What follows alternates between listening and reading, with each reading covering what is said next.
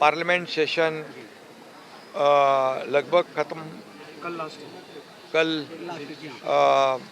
आखिरी दिन है, लेकिन जब से पार्लियामेंट सेशन शुरू हुआ तब से एक दिन भी पार्लियामेंट सेशन विपक्ष ने चलने नहीं दिया। ये लोकशाही में बहुत ही दुर्भाग्यपूर्ण बात है। ये लोगों के जो जो लोगों के मैंडेट के खिलाफ है और लोगों ने चुनकर दिया है, विपक्ष नेता बनाया है।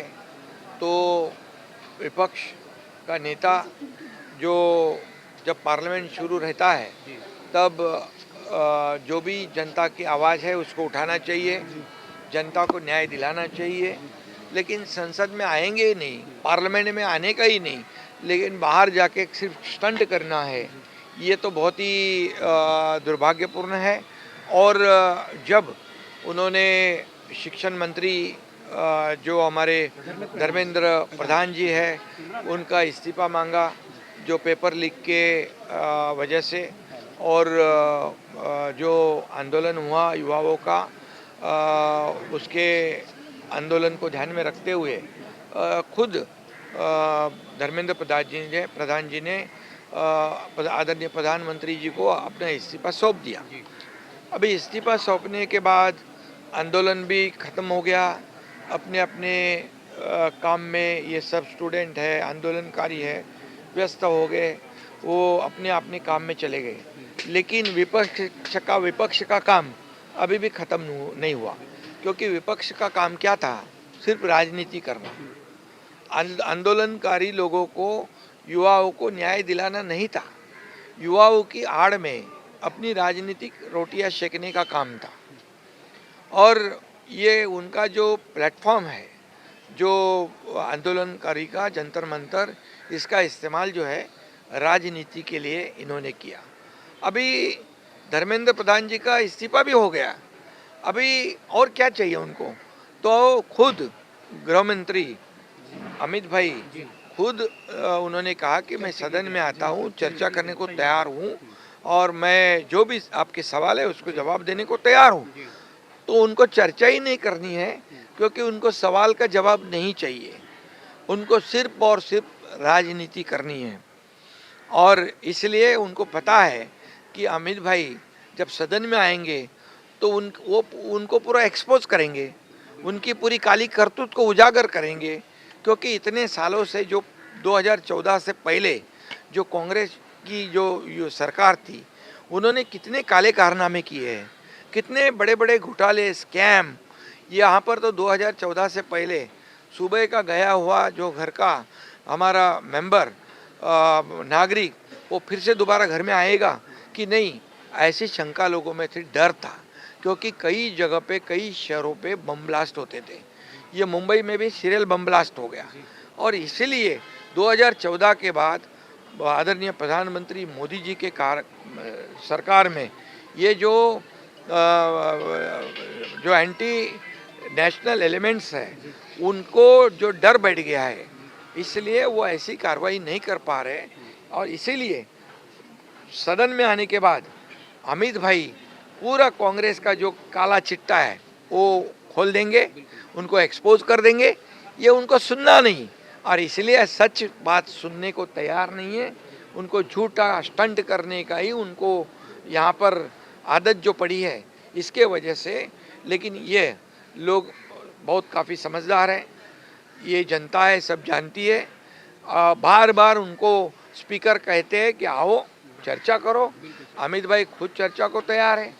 फिर भी ये तो सिर्फ राजनीति है, और ये आंदोलन कर्ताओं के कंधे पर बंदूक रखकर चलाने वाली बात है। पर सर, देश का जब गृह मंत्री खुद बोल रहा है कि मैं आने को तैयार हूं, चर्चा करने को तैयार हूं, लगातार अपोजिशन सिर्फ उनके इस्तीफे की डिमांड कर रही है, कहीं ना कहीं कोई साजिश लगती है? ये बिल्कुल साजिश है, ये राजनीतिक साजिश है। और ये मैं इतना ही कहूँगा कि इस्तीफा जिनका चाहिए था आंदोलनकर्ता विद्यार्थियों को, तो हो गया। अब ये तो सिर्फ राजनीति है।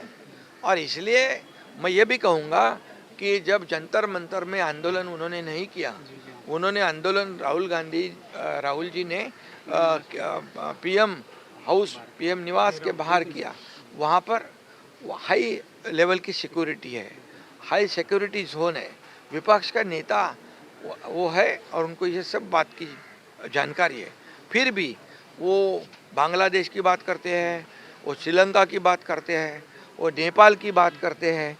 वैसी कानून व्यवस्था बिगाड़ना, ये देश में अराजकता फैलाना, ये उनका सपना था और वो उनका पूरा नहीं हुआ, और इसलिए वो बार बार इसका स्टंट कर रहे राजनीति कर रहे। सर आपको लग रहा है राहुल गांधी सीरियस पॉलिटिशियन नहीं लग रहा है, सीरियस नहीं है? सीरियस पॉलिटिशियन विपक्ष के नेता एक सत्ताधारी पार्टी का एक दूसरा अंग होता है, जी सरकार और विपक्ष नेता, और ये विपक्ष का नेता को बहुत ही बड़ा ओहदा है, उनको गंभीरता से इस विषय को सदन में लेना चाहिए था, लेकिन वो तो पार्ट टाइम राजनीति करते हैं, कभी यहाँ देश में रहते हैं, विदेश में जाते हैं, वहाँ भी प्रधानमंत्री जी की निर्भत्सना करते, आलोचना करते। ये देशभक्ति है क्या? ये क्या राष्ट्रभक्ति है? और इसलिए प्रधानमंत्री मोदी जी ने ये जो पेपर लीक के ऊपर कितनी हार्श एक्शन ले ली, और इसीलिए अभी कोई भी हिम्मत नहीं करेगा कि पेपर लीक करने का, लेकिन इनको सिर्फ बोलना है, आरोप लगाना है, राजनीति करना है। और इसलिए 2014 से पहले क्या हुआ और 2014 के बाद सरकार कैसी चल रही, ये उनको पेट दर्द है, ये उनको बर्दाश्त नहीं हो रहा है, सरकार की प्रगति उनको दिखी नहीं जा रही है, इसलिए ये स्टंट है। सर मराठीमध्ये सांगा, दिल्ली केंद्रीय गृहमंत्री बोलायला तयार आहे, पण जे विपक्षचे नेते आहेत ते ऐकायला तयार नाहीत काय? केंद्रीय गृहमंत्री अमित भाई बोलायला तयार आहेत, पण हेच ऐकायला तयार नाहीत, म्हणजे राजकारण आहे। म्हणजे ज्या विद्यार्थ्यांनी नीट पेपर लीकच्या विरोधात जंतर मंतरला आंदोलन केलं, त्या आंदोलनामध्ये सामील नाही झाले राहुलजी, ते गेले प्रधानमंत्री निवासकडे, म्हणजे त्यांना पहिल्यापासून राजनीती करायची होती।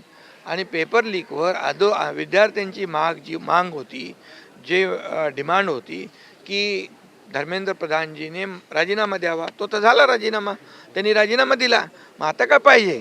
आणि मग जे चर्चा आहे ते स्वतः गृहमंत्री अमित भाई चर्चा करायला तयार आहेत।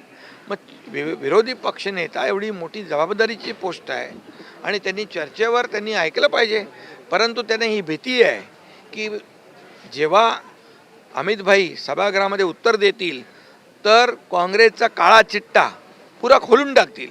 2014 नंतर काय काय झालं हे बोलतील, 2014 नंतर किती घोटाळे झाले, किती स्कॅम झाले, किती बॉम्बलास्ट झाले, किती आतंकवादी हमले झाले, किती नक्षलवादी हमले झाले, हे बोलतील। आणि म्हणून याचा भीती विरोधी पक्ष नेत्याला आहे, म्हणून त्यांना त्यांचं उत्तर ऐकायचं नाही, त्यांना फक्त राजकारण करायचं आहे, विद्यार्थ्यांच्या खांद्यावर बंदूक ठेवून राजकारण करायचं।